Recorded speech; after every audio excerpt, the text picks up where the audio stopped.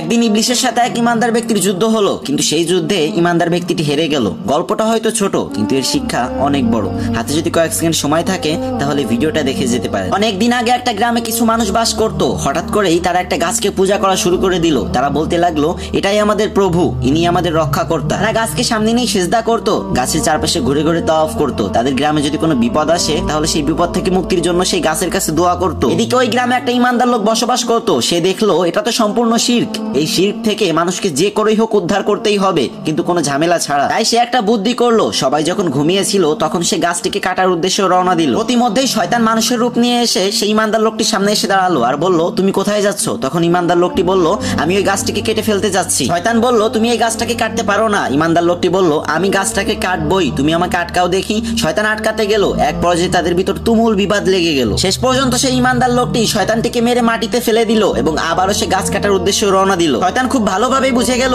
এভাবে একে আটকানো যাবে না। তাই শয়তান নতুন একটা ফোন দিয়ে আটলো এবং লোকটির সামনে গিয়ে আবারও দাঁড়ালো আর বলল, শোনো ভাই, তুমি একজন ইমানদার মানুষ, তুমি এসব ঝামেলায় কেন জড়াচ্ছ ভাই? ওই লোকগুলো যদি তোমার গাছ কাটার কথা জেনে যায় তাহলে তুমি অনেক বড় বিপদে পড়বে। আর তারা তো তাদের ইমান নষ্টই করে ফেলেছে। তাদের জন্য শুধু শুধু তুমি এত কেন কষ্ট করবে? তোমাকে একটা কথা বলি, শোনো, তুমি যদি আমার কথা মানো তাহলে সারা জীবন তোমাকে আর কোনো কাজ করে খেতে হবে না। আমি প্রতিদিন সকালে এসে তোমাকে 2 দিনার করে দিয়ে যাব। তুমি শুধু সকালে ফজরের নামাজ পড়ে 2 দিনারের জন্য অপেক্ষা করবে। লোকটির মধ্যে লোভের সৃষ্টি হলো। তারপর সে বাড়িতে ফিরে গেল। প্রথম দিনে সে 2 দিনার পেল, দ্বিতীয় দিনেও পেল, তৃতীয় দিনেও পেল, কিন্তু চতুর্থ দিনে সে আর 2 দিনার পেল না। তাই সে রেগে মেগে রাতের বেলা আবারও সেই গাছ কাটার উদ্দেশ্যে রওনা হলো। প্রতিমধ্যে শয়তান আবারও তাকে বাধা দিল। শয়তান বলল, তুমি কোথায় যাচ্ছ? লোকটি বলল, আমি গাছটি কাটতে যাচ্ছি। তারপর আগের বারের মতো এবারও তাদের মধ্যে তুমুল মারামারি আর ঝগড়া লেগে গেল। কিন্তু এবার শয়তান সেই লোকটিকে মেরে মাটিতে ফেলে দিল। লোকটি আশ্চর্য হয়ে গেল। সে আশ্চর্য হয়ে শয়তানকে প্রশ্ন করলো, আমি আগের বার তোমাকে মেরে মাটিতে ফেলে দিলাম, কিন্তু এবার পারলাম না কেন? তখন শয়তান উত্তর দিল, কারণ আগের বার তুমি আমার সাথে আল্লাহর জন্য মারামারি করেছিলে,